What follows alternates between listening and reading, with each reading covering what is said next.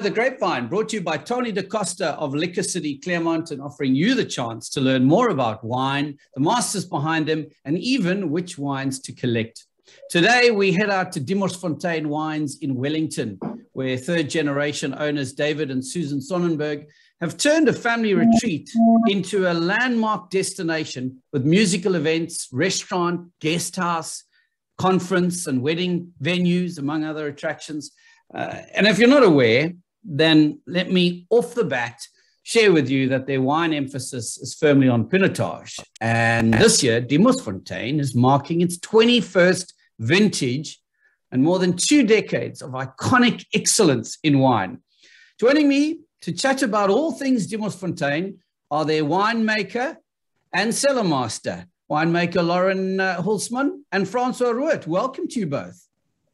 Thank you very much for having us. Thank you, guys. Thank you. Welcome. Morning. I'm intrigued by your email addresses. It's winemaker, then winemaker one.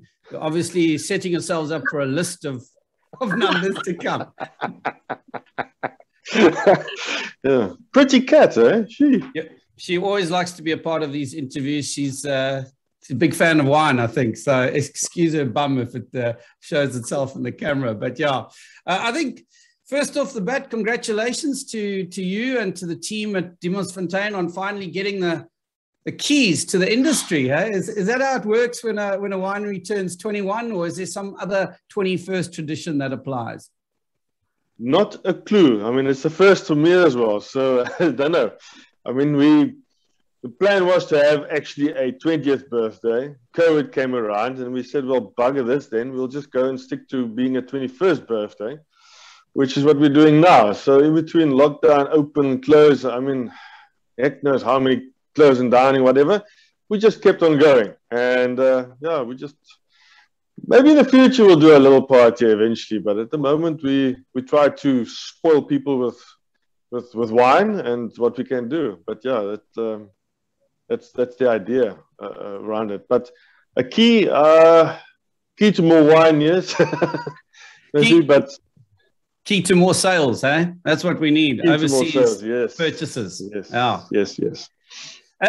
Francois, you've joined the business, I believe, in the early 2000s. So when do you celebrate your 21st at Diemersfontein? Yeah, that's quite a while back. No, I started in 2003, basically as a cellar assistant, right down at the bottom. So that's 18 years ago, more or less, yeah. So another 3 years, then it will be my 21st around. So it's been a lifetime, actually, if you think about it. All things that happened and things have changed, and how the business grew and developed and changed and all that. I know it's 3 years' time. Yeah. You know, I think what's great about this on a philosophical level is it's good to actually stop and take stock. I was recently, retrenched from my radio position, and that was 21 years that I dedicated to radio.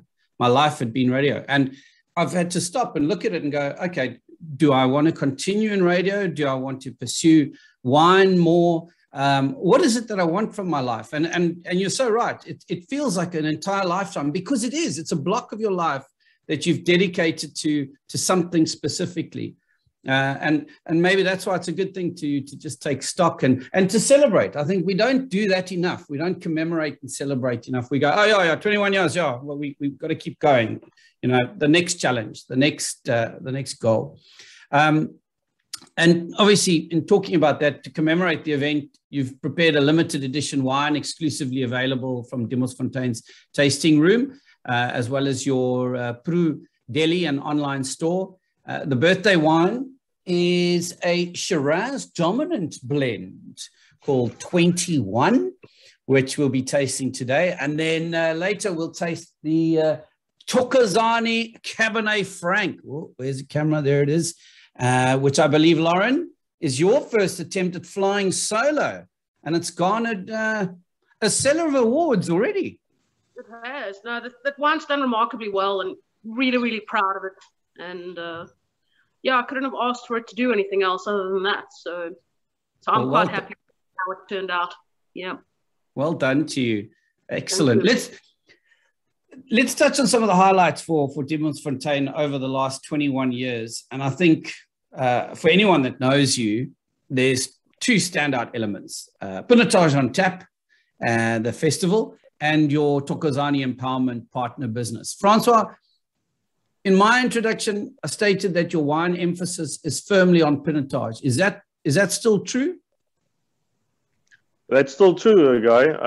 We're still big on Pinotage. We've got a reserve that will always be a small volume-driven wine for only the best quality grapes to be used for that. And we've got our original Diemersfontein Pinotage. That's the all-time wine we're known for. And then 3 years ago, we started off with another wine called the Prodigy, which is also a Pinotage. So we are still sticking to our Pinotage roots from what we started. And it works on Wellington, it works on Diemersfontein. And people know us as Pinotage. We try and do other things as well. We try and push Shiraz. I mean, like you said, the 21st blend, it's a Shiraz-dominated wine.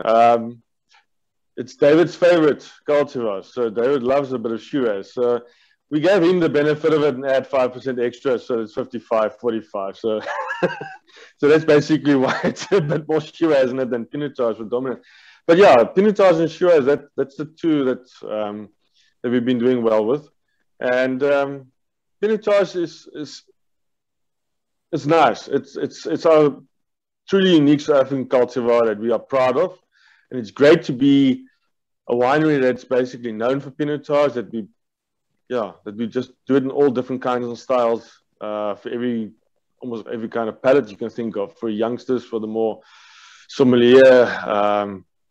The more educated palate, and all that. So we've got actually anything for sitting around the braai and something to enjoy at a party. And then when you want to do a sit-down dinner with some serious food, and you open up a nice carpe diem. So we've got that.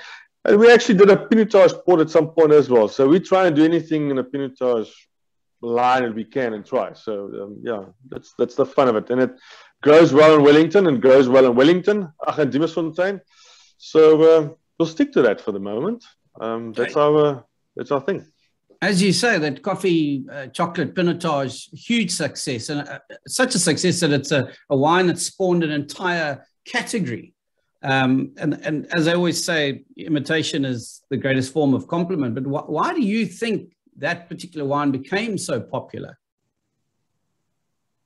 It's easy to understand. It's easy for people to recognize the flavors, and it's easy to enjoy as well.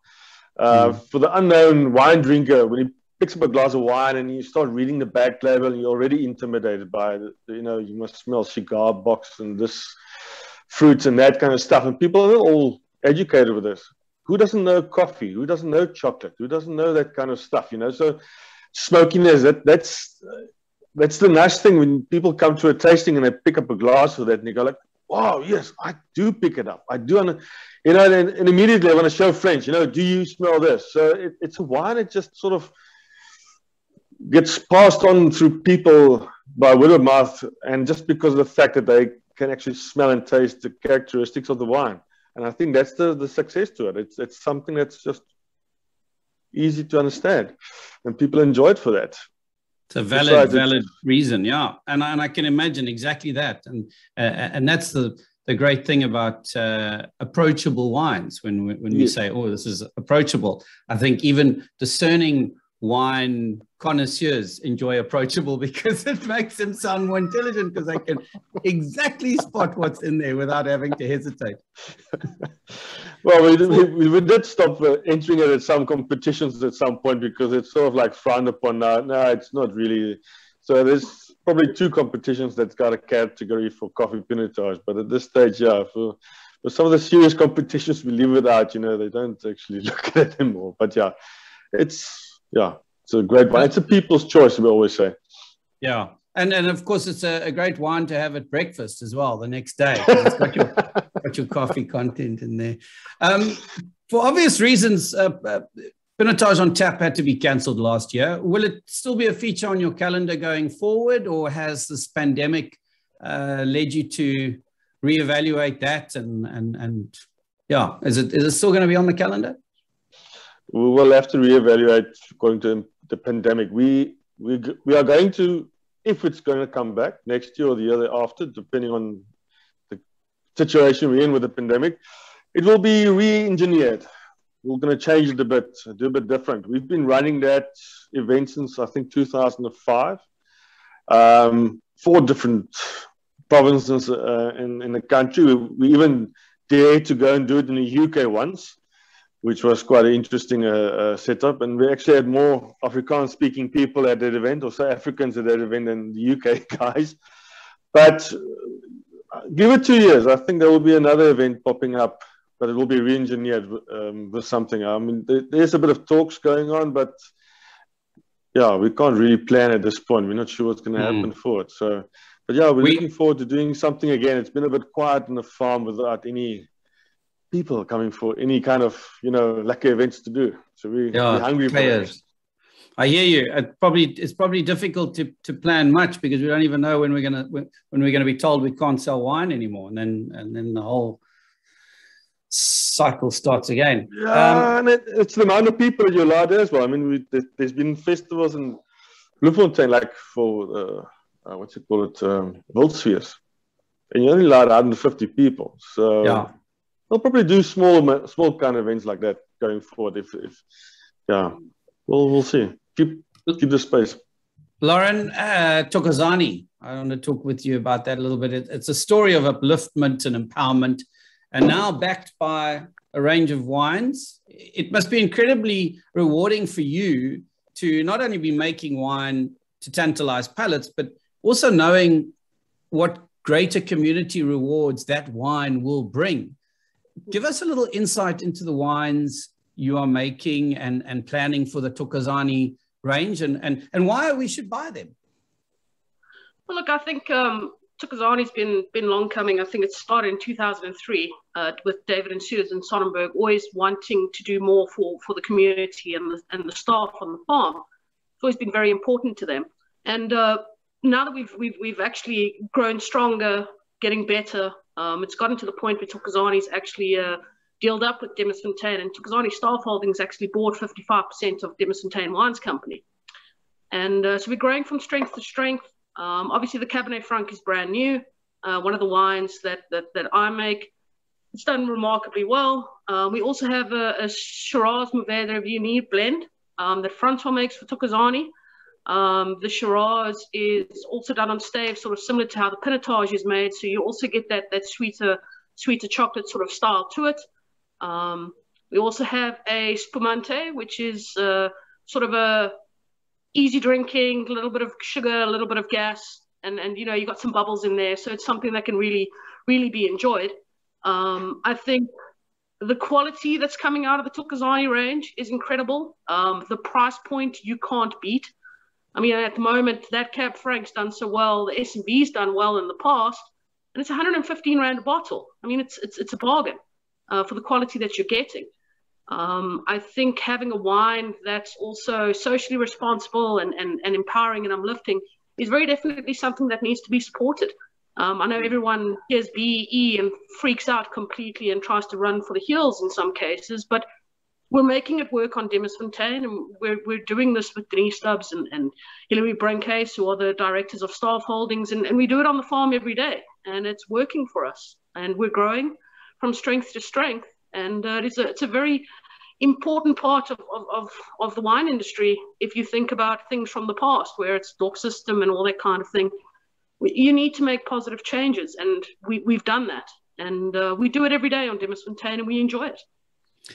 I'm glad you mentioned the DOP system, because that's part of this kind of education that needs to come in for the class of people that have been exposed to the DOP system, where they've never really seen wine as something to be appreciated. It's really been payment, and you swirl it and get it down, and that's got a lot of negative connotations, as we know, to it. So that's fantastic to hear that you part of the Thokozani project is to promote that learning as well. And how are you being received? I imagine you should be well received in South Africa, firstly, because of not only it being award-winning, but because there's that weight to it that we all know the story behind it. But in the UK and the US and that, are they grabbing onto it, or are you not yet exporting? Because I imagine trying to say Thokozani in the US would be a bit of a challenge. Actually, no, we're doing quite well on the export stage. We've got a couple of places in France. Germany likes it a lot. Things like that. I think it's a feel good story, and we're making it work. It's not just window dressing and things like that. It's an important part of what we're doing, and we like to share the story and show people that it can be done, and not necessarily copy us or use the model, but just as a little bit of inspiration for ourselves and for our staff and everyone out there. It can be done. Awesome. Well, to the best part of Via the Grapevine for me, the tasting. And let's start with the 21. There it is. I like the label as well. It's quite captivating. Francois, you answered my question around this a little bit earlier on in terms of why you went with a Shiraz dominant celebratory wine when you're known for your Pinotage. And I see, yeah, you edged out the Pinotage by 5% there. And we understand now that it's in favor of the boss who really loves his Shiraz. And it's his party, so he can have whichever wine he wants. Right? That's right, yeah. Yeah, he's the boss after all, so yeah. No, we crafted a bit closer to him. That was 21st. Yeah. Sorry? Yeah, no, I was just going to say, and so the 21, it's available for 60 Rand a bottle, but in a limited edition. So does that mean when it sells out, it's klar forever, or? For when it comes to the boss, if it sells out quite well, then he's probably going to look for another batch. So we are in the process of making a second one. So this is a 2019. We're busy doing another small run of 2020, and then it'll probably from there on disappear again. But reluctant to say disappear, you never know. If it sells out good, then the marketing team will go like, let's make it permanent. So that's always a possibility of happening. Well, so it's a once off. Yeah. On that, I think you definitely have to go to a 21 vintage for 21. I mean, then you can wrap it up. You know what I mean? Yeah, something like that. Yeah. No, sometimes you have to do this little steekproefies, you know, just see what the market will do something different, special, and you sometimes can be surprised to see what happens and that. This first lot that we bottled is actually almost sold out. So that's why we're looking at doing a second one. And I think the reason why it's selling out well is because of the price point. It's a nice price point of $60. And the flavor. It's affordable, and it's got the characteristics of a Diemersfontein as well. It's got the coffee, it's got the chocolatey. The Shiraz adding a bit of butterscotch and vanilla because it's got American oak on it. That combination just makes it lekker. And that's why I think people were just going nuts buying it. And it's our 21st birthday, so people would like to support us, so why not? And it's crazy to see actually how during COVID, how big of a following you actually have, is you see how people are supporting you, and it's really great. People, that's good. Have people been buying online and ordering online and doing that whole thing? Like crazy online. I mean, you can't say more than you don't know how much to say thank you, how to say thank you to everybody to sort of being there, supporting us through COVID, buying wines online. I mean, even buying it during the lockdown time when you can't deliver, and just patiently waiting for it to deliver once they open. It's awesome. So we are very grateful for our followers. Yeah, doing it. Before we commence this interview, you said to Lauren that there's going to be, you fire off the hip answers for questions. So here's one of those questions. We're hearing a lot about sense of place. Sense of place is becoming quite the marketing term in the industry at the moment. And this is your trick question. What is it in this wine or about this wine that illustrates its sense of place? And I think I know what you're going to say. You're going to say, well, you're getting that hint of chocolate and mocha on there. But is there anything in particular about either the Shiraz or the Pinotage or the Merlot that really gives it that sense of place? It's actually, coming to think of it, Pinotage being Diemerfontain's component, with the coffee mocha character. The Shiraz is actually from the Thokozani SMV component. So it's actually a nice sort of engagement between the two, Thokozani and Diemersfontein, and it's actually the wines from both its stables, because the Shiraz that's used in this blend is actually the Shiraz we used to make the SMV. So that's where the sense of place is. It's actually hands in hand, Thokozani, Diemersfontein together on this whole thing, yeah. So that's why I would put a sense of place to it, yeah. That's exactly the answer I was kind of looking for. They're lovely. We've discovered something. We've discovered something about the Shiraz that we didn't know. Hey, okay, let's move on. Lauren, your Thokozani 2019 Cab Franc, that's taken top honors in its category at the 2021 National Wine Challenge Top 100 SA Wines. Why Cab Franc specifically? Tell us more. Well, and Francois will definitely know this, I tend more towards sort of heavier style Bordeaux sort of cultivars. I sort of like more complex wines. And I would definitely wanted to do something that we didn't already have at Diemersfontein as a product or at Thokozani. And the Cab Franc block was there. It's a good quality block, produces consistently. So, yeah, I decided to bring it in and make something that I'd really like to enjoy. It's a very personal wine for me. I tried to go sort of against the norm, to move away from that traditional green sort of characteristics, get a little bit more dark fruits on it, cassie, peppery. And I think I've managed to do it. So it was a fairly, not an easy wine to make, but the mandate was easy. Francois grabbed me and then in the end of 2018 and said, listen, it's time for you to make something for yourself. Pick something and go for it. So, yeah, with all his support, couldn't go wrong. So, no, we've done really well. It's from a single block on the farm. And I think that was very important for us, was to keep it wine of origin Wellington, keep it some Diemersfontein and Thokozani specific. It's got beautiful color.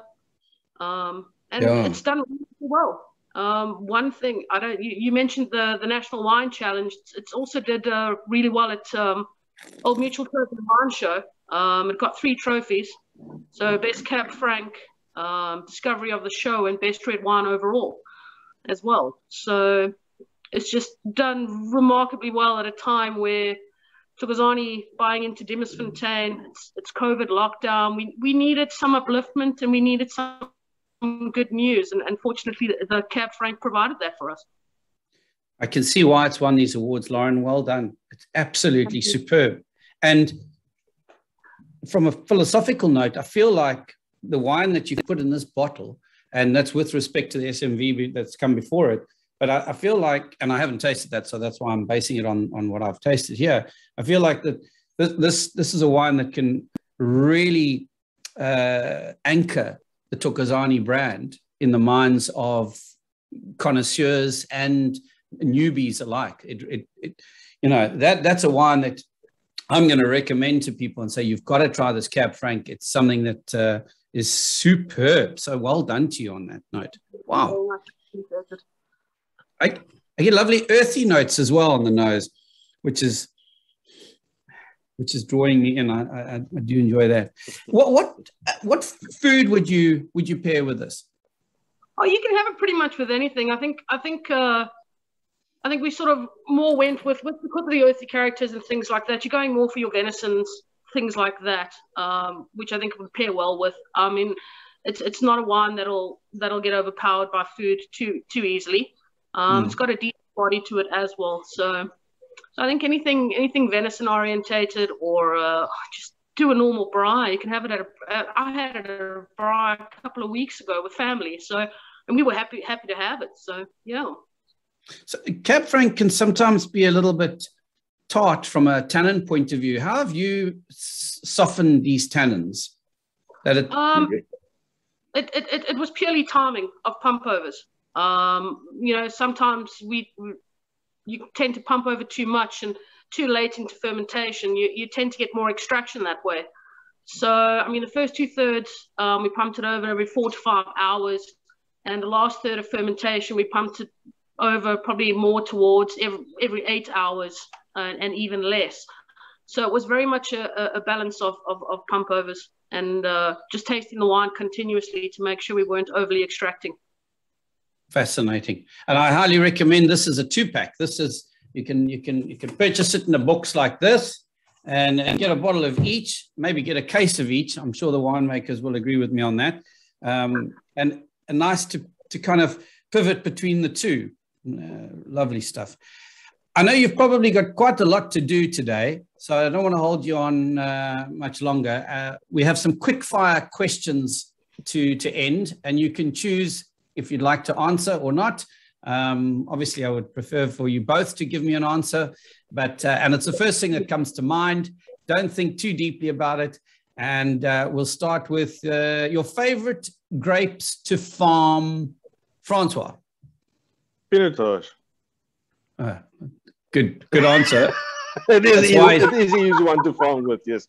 That's why he's been at the farm for 18 years.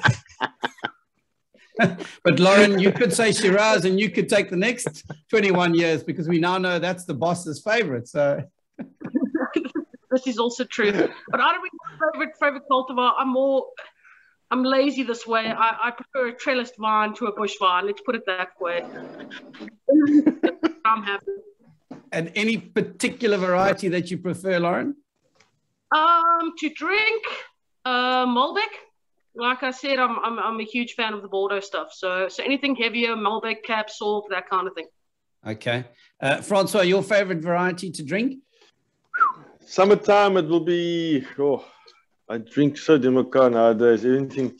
Rosé is one of my favorites now at the moment. Just due to the fact that we actually start doing our own rosé the last 6 or so years. So a lot of input into it, and I actually enjoy the style and to see what kind of styles of rosé you get out there. So we're continuously fiddling around with our rosé. So that's sort of my favorite go-to drink in summertime. And then wintertime, when it's called, Pinotage, Malbec, thereabout, those two. You must try this Cab Franc that comes out of the Tokozani stable for your winter drinking. A lady by the name of Lauren makes it. It's absolutely superb. She's very stingy with that wine. You know, she doesn't give a lot away. Oh, really? Okay. And I'm guessing, Francois, that you're like me. You're quite stingy as well. You like to get the wine in, but the paying for it is not the part you enjoy. That's true. That's true. Lauren, your greatest achievement as a winemaker thus far? It would be what the Cab Franc's done, truly. It's been incredible. Got a feather in my hat now, and I've done it for a wine company that I've been working with for 11 years. So proud of what we've done. Thanks to Diemersfontein for all the support through that. It hasn't been easy. So thanks to them for the support through the last couple of years and all that. And it's been a hell of an experience. Not to speak out of place here, but Francois, it sounds like you might have to firm up that contract with Lauren. You know, these winemakers, when they get feathers in their caps, they suddenly start to believe they can fly onto other places, eh? Ball and chain, that's what I'm going to do. Your greatest achievement as a winemaker? It had me thinking. Whenever we get an absolute top 10 for a Pinotage, that's a great achievement. I mean, there's a lot of competitions out there, but for us being Pinotage driven and known for Pinotage, for me, it's when we get a top 10 Pinotage award, that's great. Then I know I'm on the right track. So hopefully, I see Nick. Otherwise, sure. And the Pinotage Association are very good at making that award ceremony very fancy. So I mean, I've attended it twice, and both times I wish I had a Pinotage to submit just because I wanted to be a part of the in crew. No, it's really great. I mean, they do pull out all the stops for that kind of event, so they do really really do it. No, yeah. Lauren, most memorable wine tasting experience? Surprisingly, this is actually, it's an ode to my father. He had a 1980 Florida Cup Cab Superior that was sitting in the back cellar for very many years. And he pulled it out when I was probably in my second or third year at Elsenburg. And that wine was immaculate, truly. And I mean, I'd never tasted a wine that was that old. I myself got a Florida Cup 1986 collection that my father bought when I was born.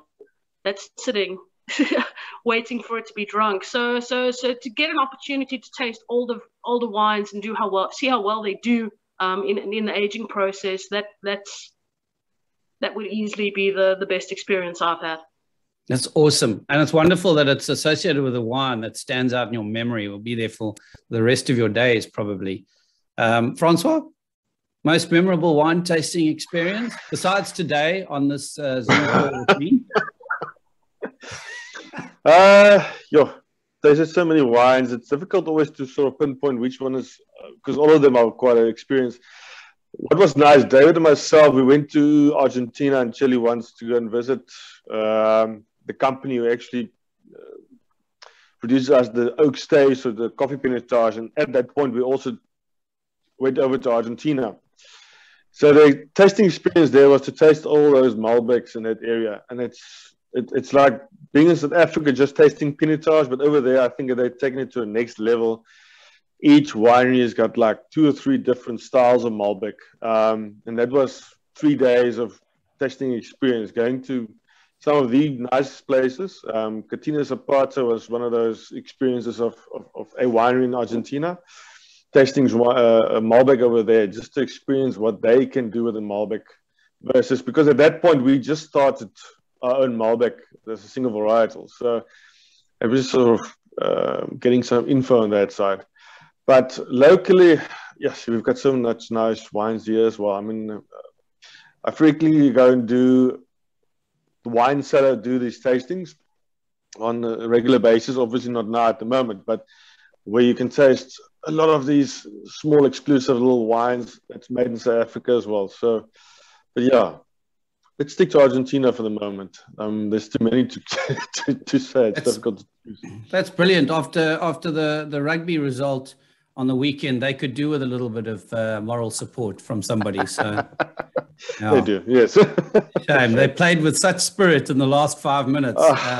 Pity that was 85th minute. But anyway, last question. Lauren, would you rather talk about your wines to 100 wine critics or to 100 wine enthusiasts?